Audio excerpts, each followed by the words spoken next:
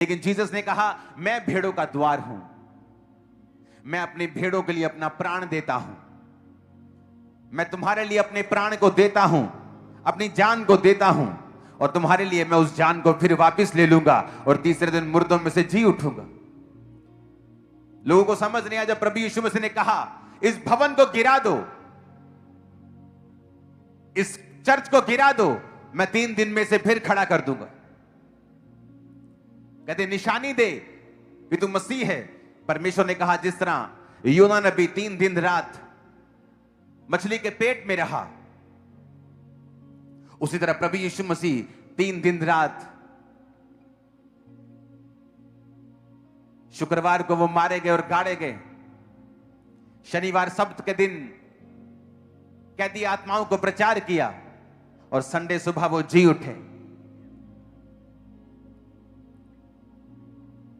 दुनिया में ऐसा कोई नहीं जिसके 3 दिन मनाए जाते हैं, जन्मदिन, मरण दिन और जी उठने का दिन, सिवाय यीशु को छोड़ के दुनिया में और कोई नहीं है।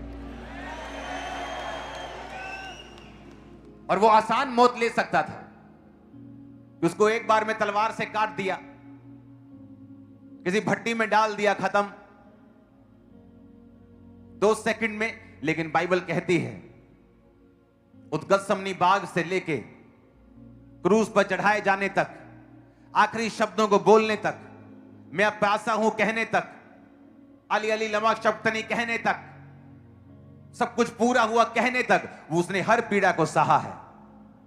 कांटों का ताज डाला ताकि हम डिप्रेशन से आजाद हों, कोड़े खाए हम बीमारियों से आजाद हों, लहू बहाया ताकि हमारे पापों को परमेश्वर क्षमा कर दे। 7 जगहों से उसके लहू बहा, माथे से बहा, हाथों से बहा, पैर से बहा, अगर आप देखेंगे हार्ट से बहा, मुंह से बहा, पीठ से बहा, पसीने के रूप में बहा। उसने पूरा मूल्य अदा किया और पुराने नियम को पूरा किया। अगर आपकी लाइफ में कोई अंधेरा आज दूर कर सकता है तो वही परमेश्वर है, जीसस क्राइस्ट है, जो आपके अंधेरे को दूर करेंगे। वो कहे कैसा भी अंधेरा हो, वो नशे में डूबा हुआ परिवार का अंधेरा हो, वो शराब में डूबे हुए परिवार का अंधेरा हो, बीमारियों का हो, शैतान का हो, बेआस लोगों का हो, वो किसी भी तरह का अंधेरा हो, यीशु मसीह उस अंधेरे को दूर करने की ताकत रखते हैं। क्रूस पर उसने नहीं कहा, और सिर्फ यही कहा,